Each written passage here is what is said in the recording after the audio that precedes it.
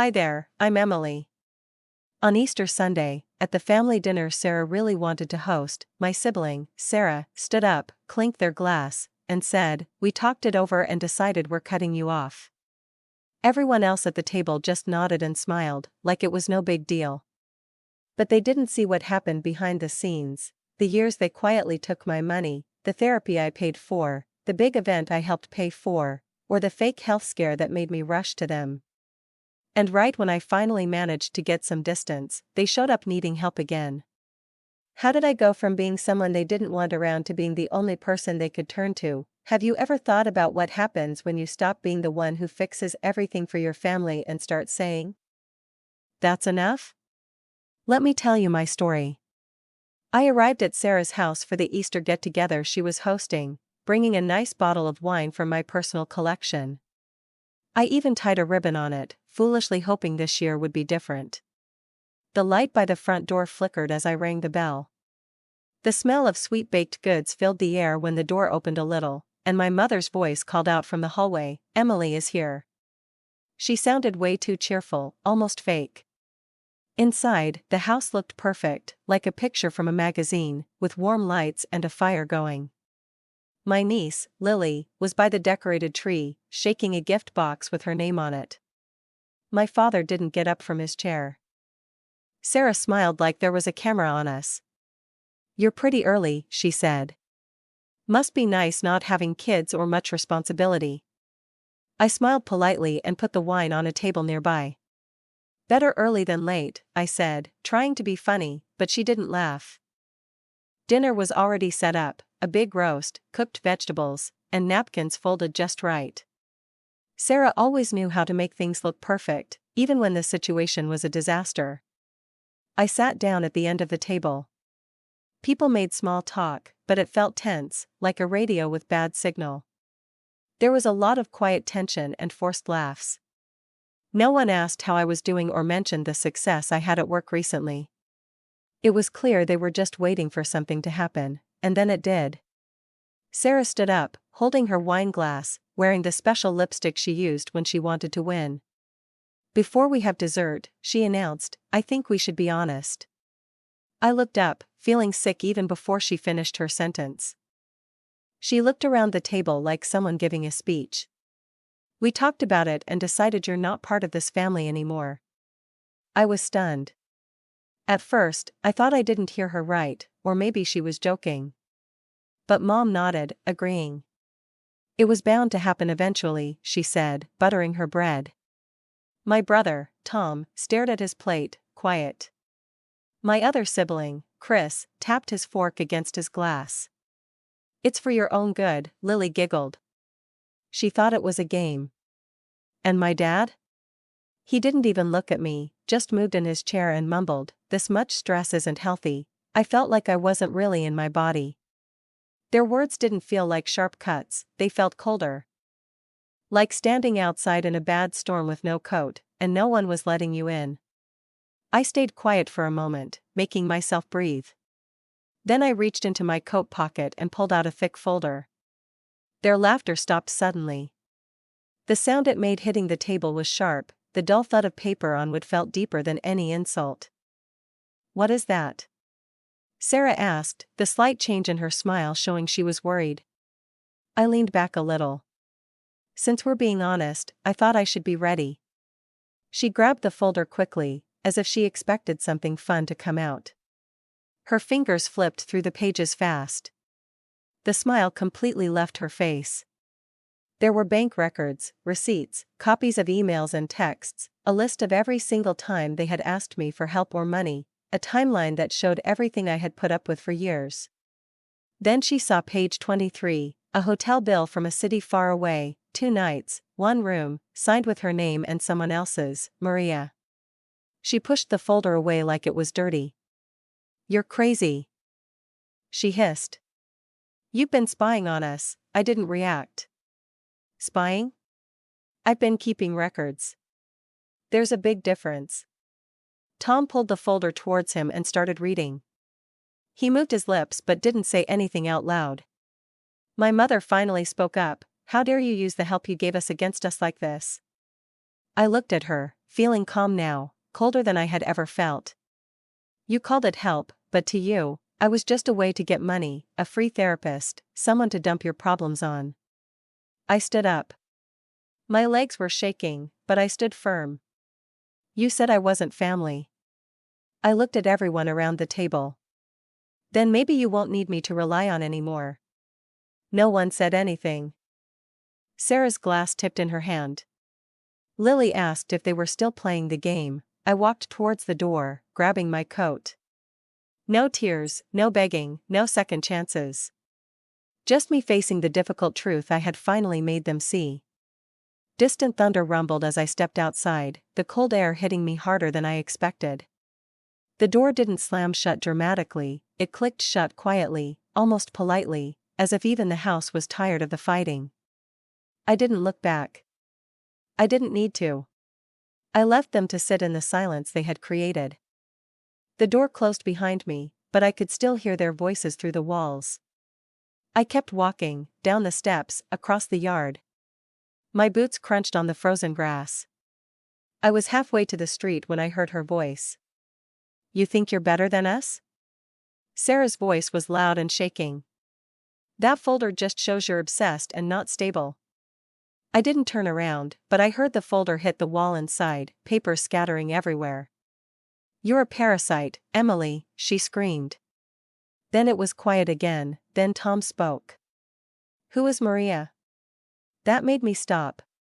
I turned just a little, enough to see him standing near the dining room window, holding the folder now. His eyes weren't just scanning the pages. They were searching, trying to understand. Don't do this here, Sarah snapped, but her voice had lost its strength. I said, who is Maria?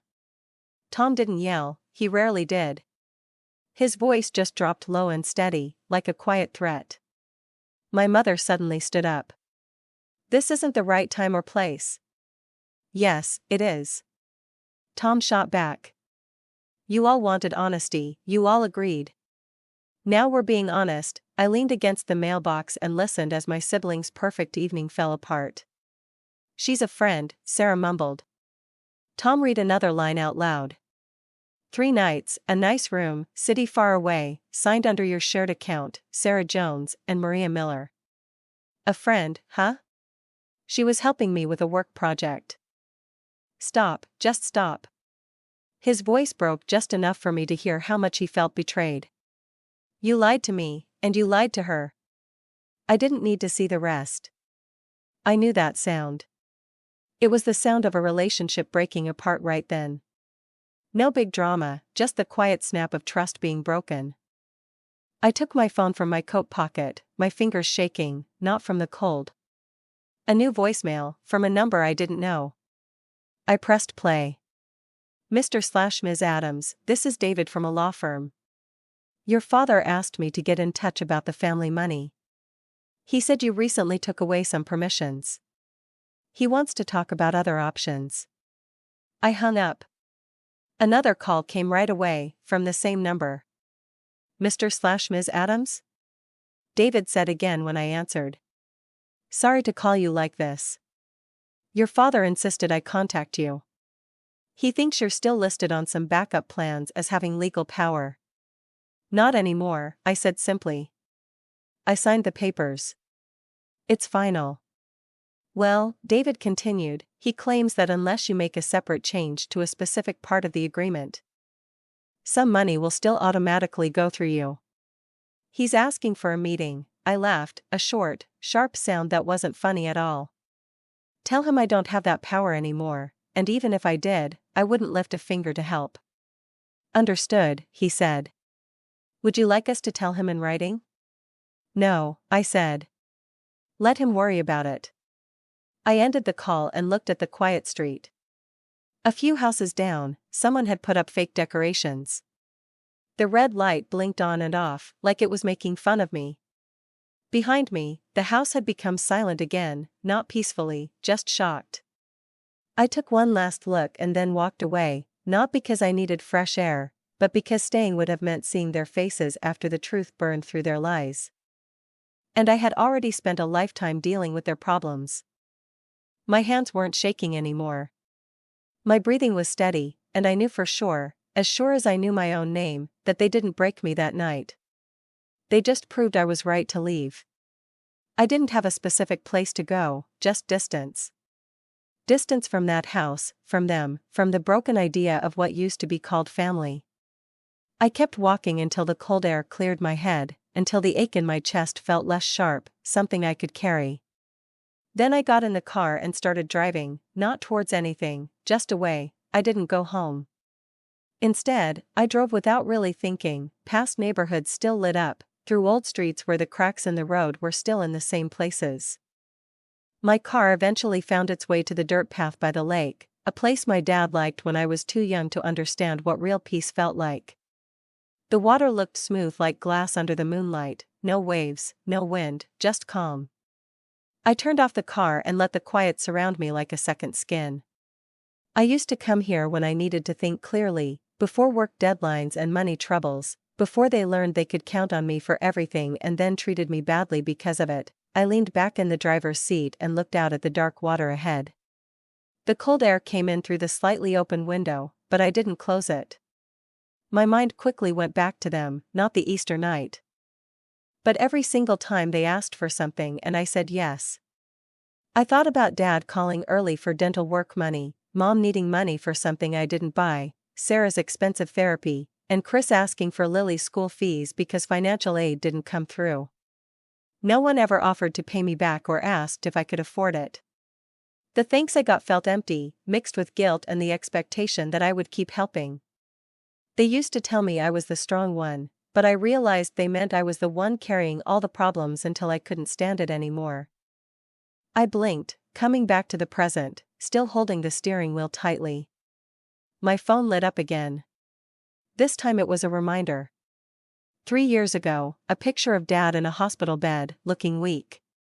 Mom's message said, "We're at the hospital. Don't know how long he'll be here.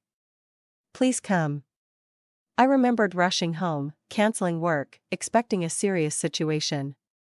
Instead, I found him watching a game and complaining about the food. I realized then that my emergency was never really their emergency. I was the backup plan, never just the child. I turned off my phone and got out of the car, walking down the path to the edge of the lake. The wind made my face numb. I didn't care. For the first time all night. I wasn't angry or sad. I was just done. They never needed me, I whispered into the darkness. They needed what I could give, and I gave too much. 3 days passed slowly.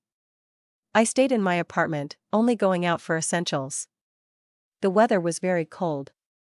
The lake hadn't given me answers, but it hadn't asked for anything either. Then Senna texted, "Let's meet. Just us. No pressure." I stared at the message. My first thought was to delete it, my second to ask what she wanted. But curiosity won. I chose a public cafe, a quiet place downtown. No risk of a scene. She was already there, bundled up, holding a cold coffee. She looked up, her eyes soft. "I'm glad you came," she said quietly. I sat across from her. "Let's not waste time." Senna smiled weakly. "Okay, look, about Easter, it wasn't what it looked like." I raised an eyebrow. "Oh, did someone else say those words about me not being family?" She flinched. It was a heated moment. People were upset. Sarah was pushing hard and you went along with it, I finished. She didn't deny it. Instead, she took out a large envelope. My stomach tightened. "What is that?" I asked, annoyed. She slid it across. "It's legal papers. Power of attorney documents. Dad wants you back in charge. We thought if we handled this first, we could talk easier." I didn't touch it. "So this is no pressure?" I said flatly. "Emily, we're all tired," she whispered. "You've always been capable. You understand these things. We're scared." I leaned forward, lowering my voice. "You don't get to kick me out and then ask for my help when it's convenient." Senna looked away. "It's not like that." I pushed the envelope back. Yes, it is exactly like that. You all supported Sarah's announcement. You were happy I was gone. And now what? You're here because Dad's worried about losing control of his money? She didn't answer. I'm not your legal protection anymore, I said, standing. And I'm definitely not your emotional support. I left her sitting there, looking at the folder, her coffee cold. That night I couldn't sleep. My phone buzzed. A message from Tom. I need to apologize. I saw what Sarah was doing and said nothing. It made things worse. Another message, you weren't crazy. You were just alone. I was surprised. Tom was always quiet. My fingers hovered over the keyboard. Thank you, I typed, then deleted. I locked my phone. The quiet felt louder after his messages. As I processed it, the screen lit up again. Before sunrise, my phone lit up again. Sarah. No greeting, just, you've gone too far. If something happens to Mom or Dad, it's your fault. I stared at it, waiting. Nothing else came. Just that threat disguised as concern. I didn't reply. I went to the kitchen, made coffee. My hand shook, not from fear, but from the pressure building inside. By the time I put the mug down, a crack appeared. They didn't want peace. They wanted things back to normal. They wanted the version of me who stayed quiet and paid, who smiled through insults, who kept peace by ignoring myself. But I wasn't that person anymore. By 9 a.m., I'd written a message to the family group chat 5 ways, deleting each. None felt right until I recorded my voice. It was steady. I am not the bad guy, I said. I am the result of your actions. I paused. For years I stayed silent because I thought keeping the family together mattered more than telling the truth. I took the attacks, the manipulation, the money you took. I told myself you were struggling. But I see it now. You weren't struggling. You were taking advantage of me. I paused again. I won't be your scapegoat anymore. And if you try to lie about me, threaten me, or twist this, I will share everything publicly. Every receipt, recording, document in that folder, and more. I'm serious. I finished and sent it. No drama, just clear facts. The silence that followed felt loud. 2 hours later, my phone pinged. Brad. I didn't know it was that bad. I thought she meant something else. Then, I'm sorry for clapping. I thought it was, like a show? Not real. Another, Sarah said if I didn't agree, I was choosing sides. Mom said loyalty meant silence. I felt trapped. I read them 3 times. Not a full apology, but the closest thing without a request. If you want me to speak up, I will. I didn't reply yet. Not ready to trust. But something softened. That night, I sat alone at my kitchen table. My hand shook, not from fear, but from relief. From finally speaking, finally being heard. I whispered it to the quiet room. Maybe I was never the quiet one. Maybe they just never listened. The next morning, I woke to silence, but it felt empty, not heavy. I started packing. No plan, just moving forward. The last box landed by the closet. I didn't label anything, just put essentials away. The new apartment was empty, clean, silent.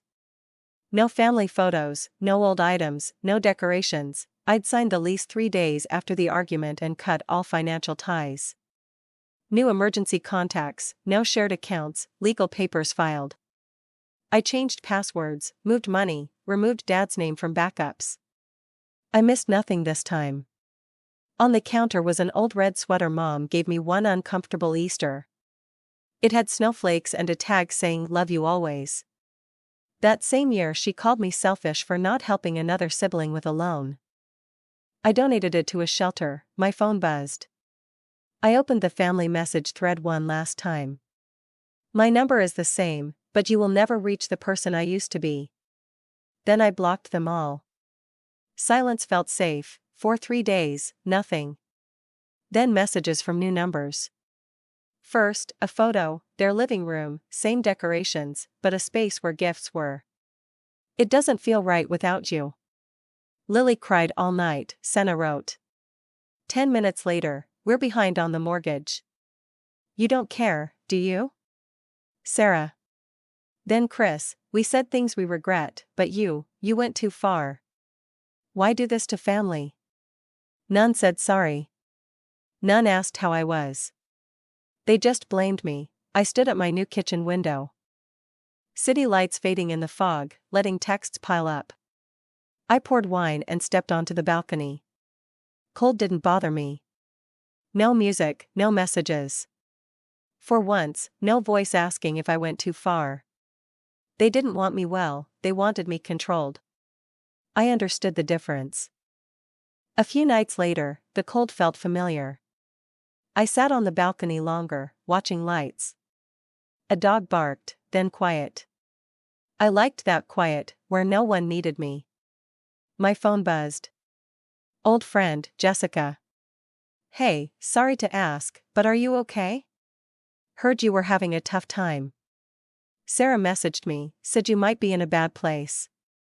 Wanted to be sure you're safe. I didn't reply. I stared at the screen. This was her new plan. I opened messages. More came. People I hadn't talked to in years. All similar. She said you're isolating, overwhelmed. If you want to talk, I'm here. It's okay not to be okay. Sweet words, but judging. Not worry, a campaign. Hours later, it got worse. Emily, a casual acquaintance. Posted vaguely on social media, talk more about mental health, especially when people lash out, cut off family, claim victimhood while causing chaos. Didn't name me, but didn't have to. 3 comments down, a friend tagged me.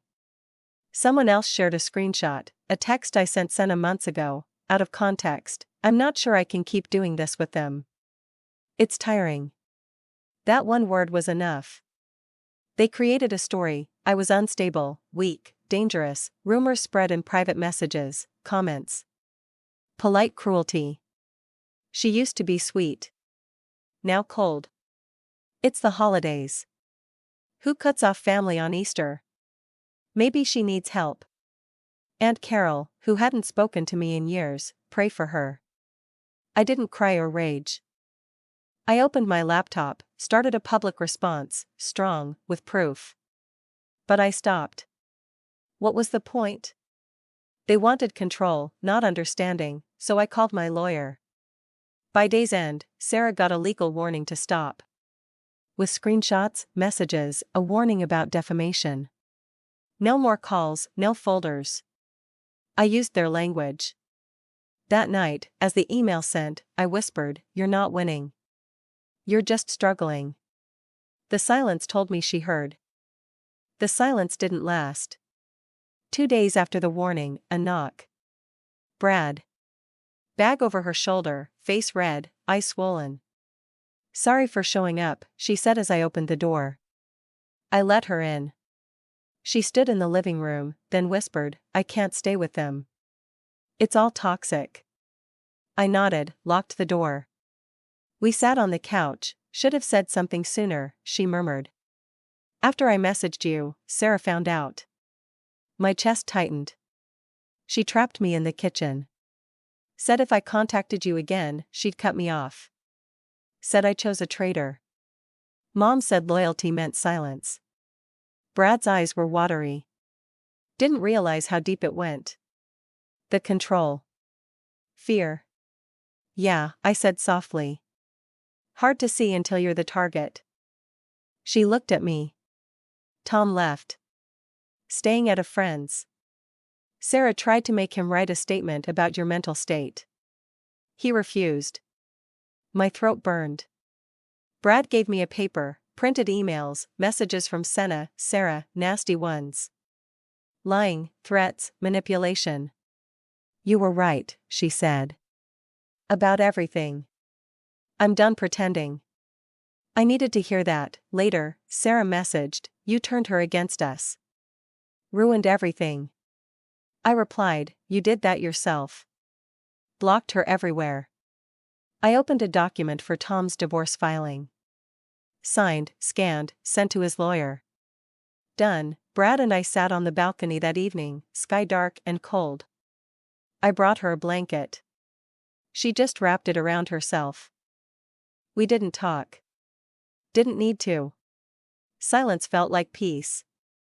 You're safe here, I said. For real this time. She nodded, breathing out. I realized maybe I was safe too. 2 weeks later, a letter in my mailbox. No return address, just my name, familiar writing. It stopped me. Stood on the steps, holding it. Wanted to trash it. But something said, read it. For yourself. Went upstairs, stared at it. Sat down, opened it. First page, we miss you every day. No apology, just that. Page 2, your father hasn't been well. Breathing worse. Lily keeps asking when you're back. Drew you a picture.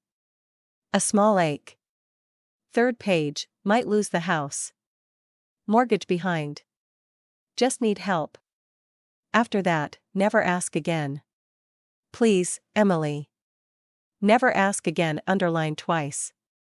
Read them again. Folded them, went outside. On the balcony, put the letter in a ceramic bowl. Lit a match. Paper burned fast. Didn't cry or scream. Didn't feel sad. Watched smoke rise, vanishing. Whispered, I'm not angry anymore. I'm just done. Felt final. Like dropping a key in a river. Later, found an old emergency contact form. Crossed off old names, wrote mine. Me, finally me. Days later, Brad asked if I'd walk Lily to school. Agreed. Not an obligation, a choice. Lily held my hand, skipping. At the gate, she looked up. See you at my birthday? I smiled, kneeled. Only if I'm invited. She nodded, ran to class. I watched her disappear. Turned to go home, clouds breaking, sunlight golden. The end didn't feel like falling apart. Felt like a new beginning.